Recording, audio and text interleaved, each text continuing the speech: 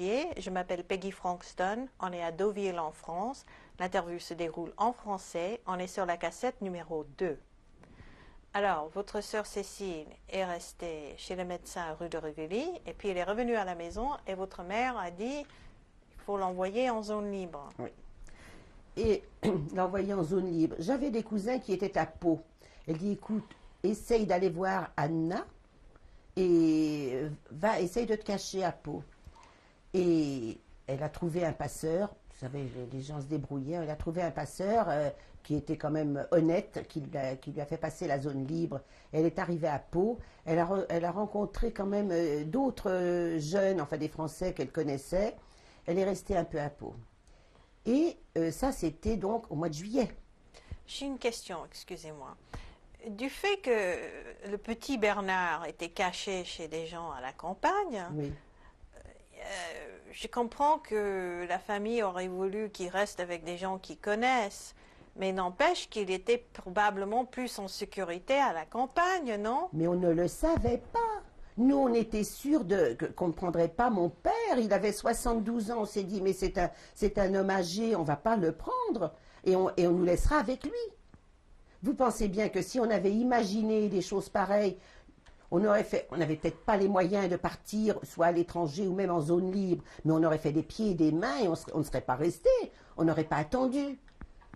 Mais du fait qu'on ne savait rien, qu'est-ce qu'on pouvait faire? Alors on a été automatiquement chercher Bernard pour qu'il reste avec nous, parce qu'on s'est dit, nous on est tranquille, on est sûr. Alors à la maison... Excusez-moi, parce que quand on est venu chercher ma sœur, qui était étrangère, on n'est pas venu chercher mes parents. Mais on était venu chercher ma sœur aînée, qui était avec son mari, et ses 2 enfants, qui avaient, je crois, 8 et 10 ans, et elle habitait à Belleville. Alors elle s'est dit, mon père est âgé, on ne viendra pas le chercher. Elle est venue, elle a plié bagages, elle est venue, on s'est entassé dans la maison, elle est venue avec son mari et ses enfants, après le 16 juillet, vivre avec nous. On était persuadés que nous, on ne nous toucherait pas. Voilà. C'est pour la seule raison. Pourtant, votre mère avait envoyé votre sœur Cécile. Parce qu'on était venu la chercher. On était venu la chercher en même temps que ma sœur Hélène. Alors elle s'est dit, bon, on a pris Hélène, toi on t'a pas trouvé. On a dit qu'on ne savait pas où tu étais. Alors elle pensait qu'on reviendrait la chercher elle, puisqu'on n'était pas venu les chercher eux. Et on n'était pas venu me chercher moi non plus. Ni votre frère Robert. Ni mon frère, mais non. Alors c'est pourquoi elle a eu peur, elle l'a envoyé en zone libre. Alors entre-temps, moi je travaillais toujours, après le 16 juillet, je travaillais toujours au studio Harcourt. J'y allais le matin, je rentrais le soir. Bon, mais je rentrais, il était 5h30, 6h. Et bon, puis on continuait à vivre comme ça. On vivait tous à la maison, et puis bon, et est arrivé ce 23 septembre 1942. Par la suite, j'ai appris que, comme nous étions une maison où il y avait quand même que des juifs, et on a soi-disant été dénoncés. Et on est venu nous chercher. C'est facile, étant donné que la plupart des gens qui y vivaient étaient patronnés par une bienfaitrice juive. Oui. Non, mais enfin, on savait que c'était une maison où il n'y avait que des juifs. Hein. Et voilà, ça me trouble. Quand je parle de ça j'ai ma tension qui monte. Et alors, ils sont venus nous chercher. Et alors, vous savez, dans la maison, bon, j'avais un copain qui habitait au rez-de-chaussée, parce que l'immeuble faisait l'angle de la rue des Deux-Ponts et la rue Saint-Louis-en-l'Île. Et lui, il avait des fenêtres qui donnaient rue des Deux-Ponts et une fenêtre qui donnait rue Saint-Louis-en-l'Île.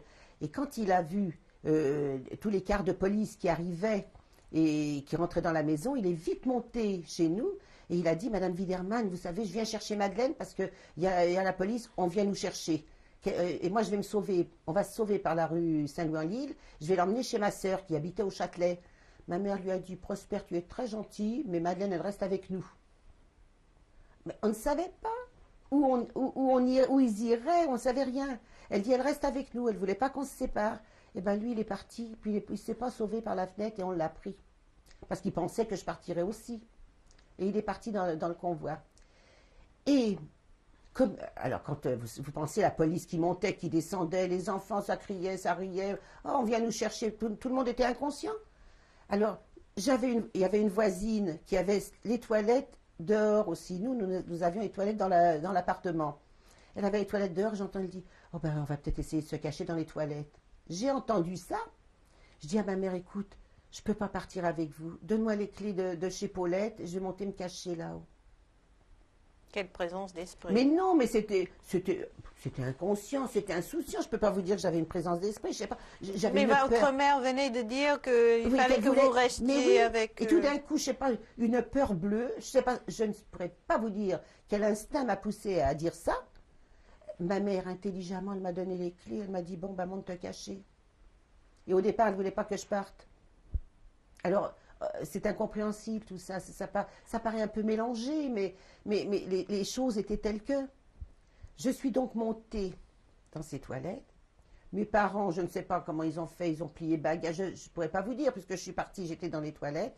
Ils sont partis. Mais entre-temps, ma mère, elle dit à mon frère Robert, elle lui dit, écoute, monte-lui ce petit sac, un petit cabas, où elle avait mis des cigarettes, parce qu'à l'époque, je fumais déjà.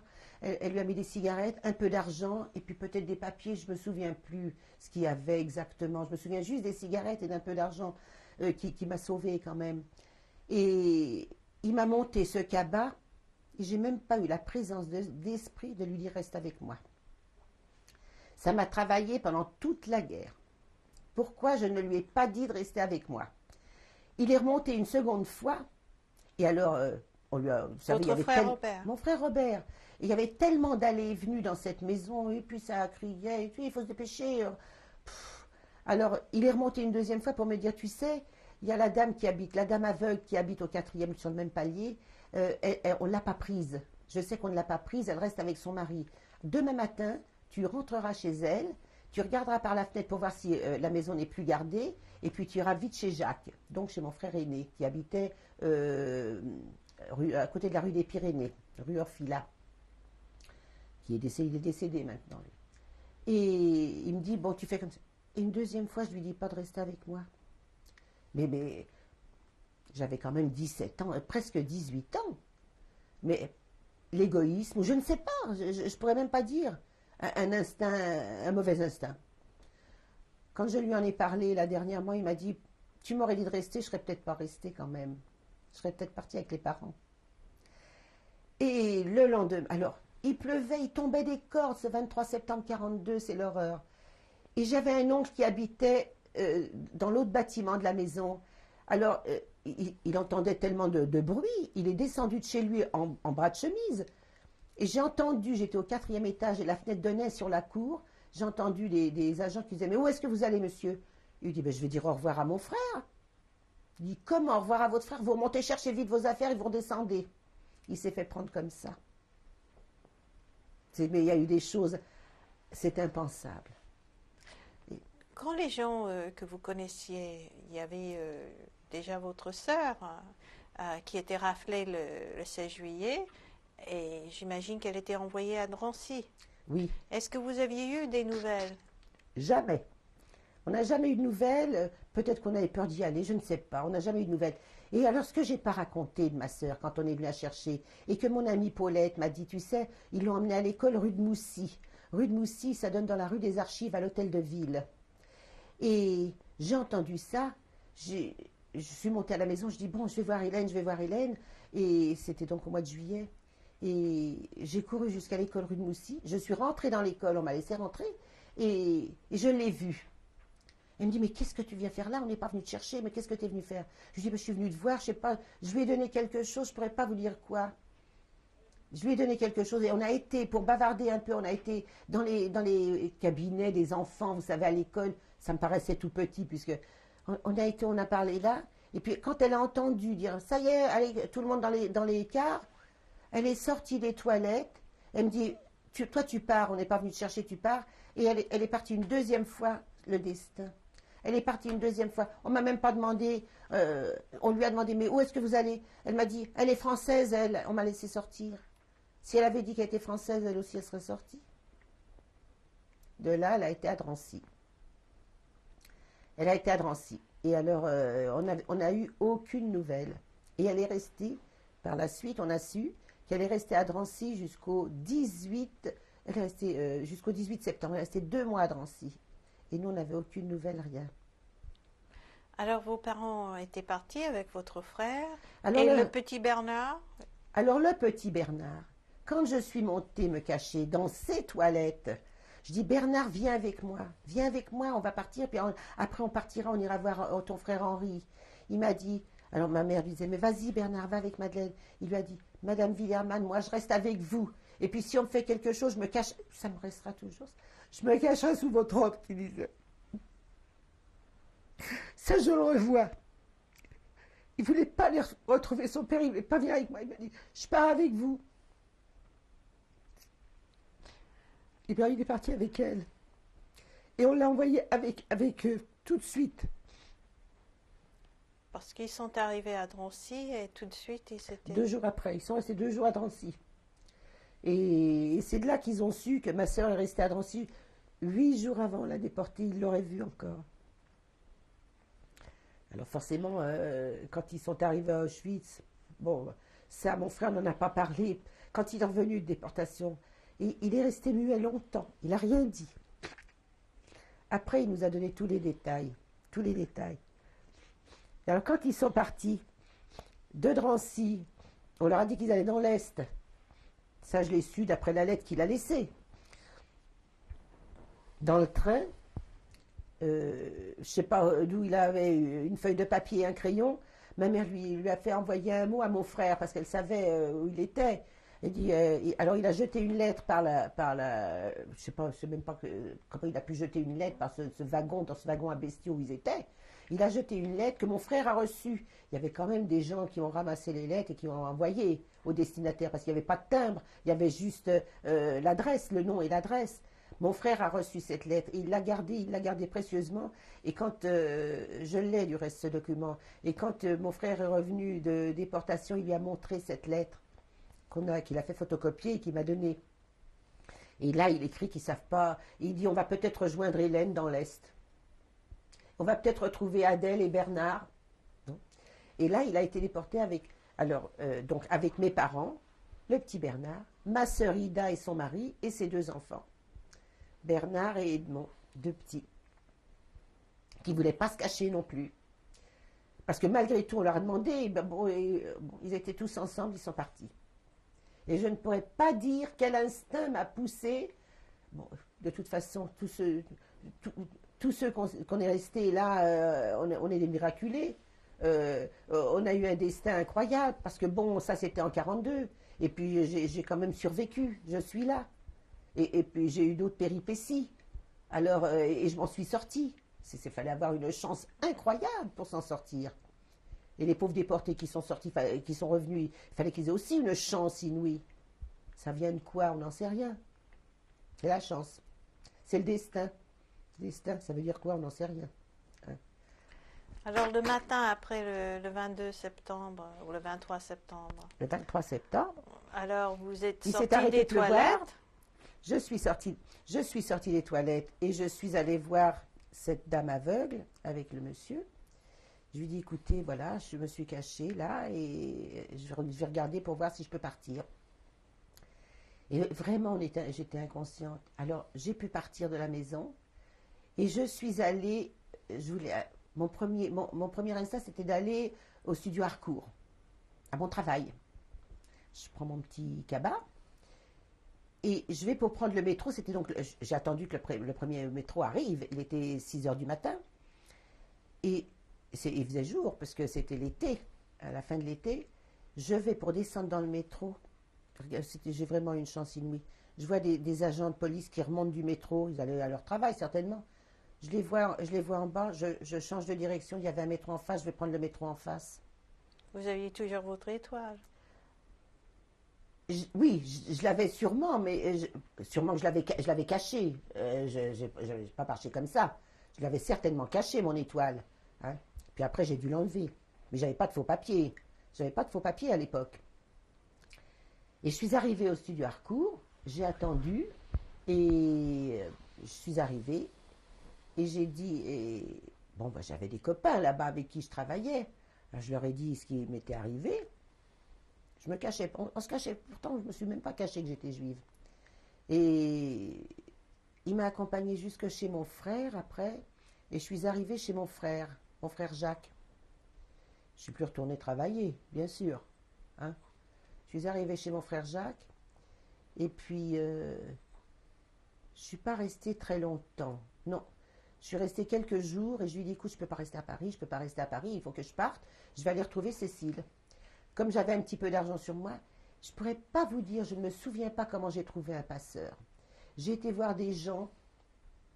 Vous savez, je me souviens pas de tout à la lettre comme ça, hein, mais je me souviens du principal, mais et je suis allée voir des gens qui m'ont donné le nom d'un passeur. Et j'ai eu cette chance. Par où je suis passée, je ne pourrais pas vous dire. Ça vraiment, c'est dans le flou. Vous avez pris des trains, vous avez Oui, bien sûr, bien sûr. Ça, je suis. Non, vraiment, c'est pas de ma faute, mais vraiment, ça, je m'en souviens pas. Ça, je pourrais pas le décrire. Et ça m'embête bien, ça.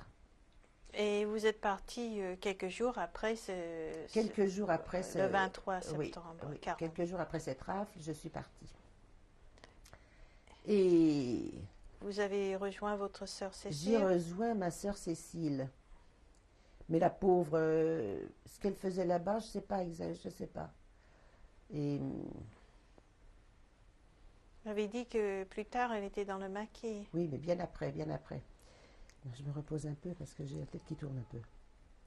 Alors, vous savez, hier j'ai fait presque 18 de tension, alors c'était pas le moment, hein.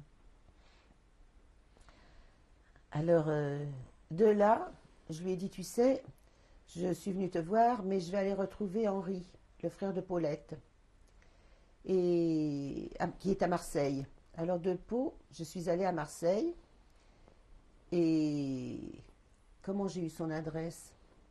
Ça, je ne pourrais pas vous dire. Pourtant, j'avais l'adresse de ce monsieur, du frère de mon ami, Henri. Puisqu'elle vous a donné l'adresse où se cachait le petit Bernard, peut-être au même moment, elle vous a donné Peut-être qu'elle m'a donné l'adresse. l'adresse de son frère. Peut-être qu'à ce moment-là, elle m'a dit, écoute, tu l'amènes chez toi et puis tu l'amèneras peut-être chez Henri. Peut-être qu'elle m'a dit ça. Elle m'a donc donné l'adresse. Et je suis donc partie à Marseille. Oui. Et bon, j'ai dû arriver normalement, je sais pas. C'était la zone libre quand même, alors on pouvait mieux se déplacer à cette époque. C'était donc fin septembre 42. Donc les Allemands n'étaient pas encore en zone libre. Et Quand vous êtes arrivé chez Henri à Marseille, qu'est-ce qui s'est ben, passé? je lui ai tout raconté. Alors, bon, il a été très gentil. Et je lui ai dit que son petit frère était resté 2 mois chez nous et puis qu'il ne voulait pas que je l'emmène et qu'il a voulu partir avec mes parents. Et non, il a été très gentil, il m'a gardé. Et quand je suis arrivée à Marseille, il y avait un jeune homme qui était avec lui, un ami à lui, qui travaillait avec lui. Et ce garçon, je l'avais vu chez mon amie Paulette, il venait voir donc Henri. Et c'est curieux parce que j'ai eu le coup de foudre pour ce garçon. J'avais à peine 17 ans. Bon, ben, c'était comme ça. Et je le retrouve à Marseille avec Henri. Alors, ils ont été très gentils. Ils m'ont loué une chambre chez un vieux monsieur pour que je reste à Marseille avec eux.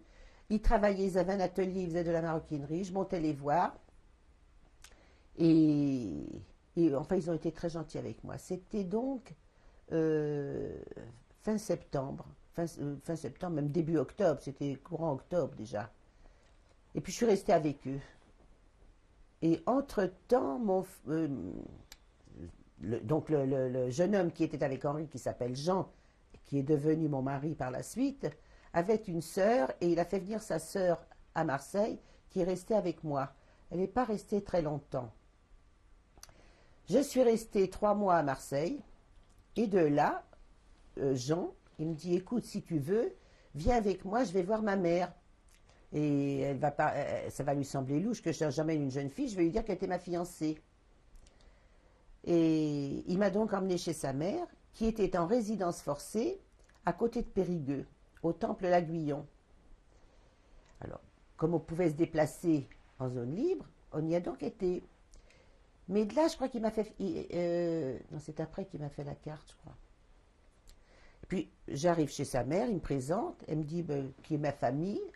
Alors je lui ai dit qui est ma famille. Il s'avérait qu'elle connaissait très bien ma mère et qu'elle était très amie avec une tante à moi. Alors bon, on est resté quelques jours chez sa mère et elle dit, moi, je vous laisse pas repartir comme ça. Moi, je connais la famille de cette jeune fille. Vous allez vous marier.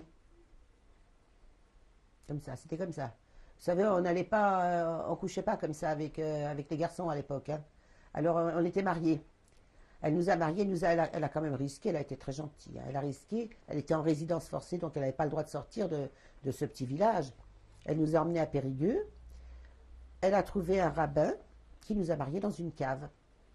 Ah, voilà, elle était tranquille. Alors on avait sur une feuille de papier, il nous a fait notre kitouba, et puis voilà, on était mariés. Et puis on est reparti à Marseille. Et je vais raconter des détails qui sont curieux quand même. Quand on est revenu à Marseille, on avait des copains de Paris qui étaient à Marseille aussi. Alors on était tout un petit groupe. Personne ne voulait croire qu'on était mariés parce que c'était de la folie. Moi, j'ai pas hésité. Peut-être parce que j'étais jeune, peut-être parce que je me sentais seule, peut-être parce que je n'avais plus mes parents, et puis peut-être que parce que ce garçon me plaisait. J'ai pas cherché plus loin. Et lui aussi, Bah, peut-être ça lui plaisait aussi. sinon, il ne m'aurait pas emmené chez sa mère et puis il n'aurait pas accepté de se marier. Alors bon, et pourtant c'était un garçon, il avait 21 ans, j'étais pas la première jeune fille avec qui il sortait. Bon, faut croire que ça lui plaisait aussi. Et alors on est resté à Marseille encore 3 mois. Alors il travaillait, alors comme ils habitaient, Henri et Jean habitaient ensemble, comme moi je devais habiter avec eux, c'était trop petit, ils avaient loué une maison, et puis comme ça j'habitais avec eux, et ils avaient fait leur atelier dans cette maison, et ils travaillaient. Mais au bout de 3 mois, c'est que les Allemands sont arrivés, et puis il fallait se déclarer comme juif, encore. Mon mari, qui s'appelle Jean Végier, enfin alors il s'est dit, j'ai pas envie de me déclarer comme juif. Il me dit, tu vas pas te déclarer non plus. Enfin bref, j'ai quand même été déclarée comme juive. Et c'est après, à Marseille, on a trouvé quelqu'un qui m'a fait des faux papiers au nom de Chaudemanche. Voilà, c'était à Marseille. Et ils ont continué à travailler. Et puis après, les Allemands sont rentrés, et puis les Français s'en sont mêlés. Et il fallait que mon mari était appelé pour, comme il n'était pas déclaré, qui était déclaré à Marseille, mais comme non-juif, qu'il parte comme STO, au service du travail obligatoire. Il n'a pas voulu. Alors il m'a dit, viens, on va partir, on va aller vivre avec ma mère. On est parti donc au Temple l'Aiguillon, et on oublie Marseille. Entre-temps, ma sœur était venue à Marseille aussi. Elle avait travaillé un peu parce qu'elle avait des faux papiers. Au nom de Nicodème, elle s'appelait, ma sœur. De son prénom, peut-être Nicole, je ne me souviens plus, mais elle s'appelait, ça je me souviens tout d'un coup, vous voyez. Elle avait les faux papiers au nom de Nicodème. Alors elle travaillait à Marseille, je ne sais pas ce qu'elle faisait exactement. Et puis alors, quand il y a eu toute cette histoire, elle est partie dans la résistance. Je crois qu'elle a été à Montauban, il me semble. Ça, c'est votre sœur Cécile. Ma sœur Cécile, oui. Alors bon, moi j'ai peu fait attention à elle. Bon, elle est partie, elle vivait de son côté, moi du mien. Mais quand nous sommes arrivés au Temple l'Aiguillon, c'était un petit village où il y avait des fermes. Et il y avait ma belle-mère, ma belle-sœur qui s'est cachée avec son mari. Elle avait 2 petites jumelles de 2 ans. Et ils étaient donc cachés et en résidence forcée dans cette bourgade-là, au Temple l'Aiguillon. Et on est arrivé là-bas, et il y avait une fermière qui avait 2 fils qui étaient partis au service du travail obligatoire. Et quand elle a vu mon mari, mais elle a dit, mais moi je vais vous dénoncer, vous avez le même âge que mes fils et vous êtes là, vous êtes venu vous cacher. Et alors là, il a eu peur, alors il m'a dit, tu restes avec ma famille, et moi je vais repartir à Marseille, je vais voir comment je vais me débrouiller. Il est reparti à Marseille, et puis il voulait s'engager dans la police. Puis après, ça ne lui disait rien. Il dit, je vais aller. Il avait entendu dire que, bon, dans certaines régions, il y avait des résistants, il y avait des maquis. Il dit, je vais aller à Grenoble. Il est allé à Grenoble, mais connaissait personne. Il n'a rencontré personne. Il tournait en rond, il ne savait pas quoi faire. Et c'est ça, il ne pouvait pas rentrer de but en blanc et dire, voilà, je voudrais rentrer au maquis. C'était terrible, ça. Oui, on ne pouvait pas s'asseoir à une Quand table de café attendant qu'un résistant passe pour Mais- vous engager. Et, quand on a seulement une connaissance qui vous donne, qui vous donne un tuyau, bon, vous savez quoi faire. Là, il ne savait pas. Alors, sur ce, il est reparti à Marseille.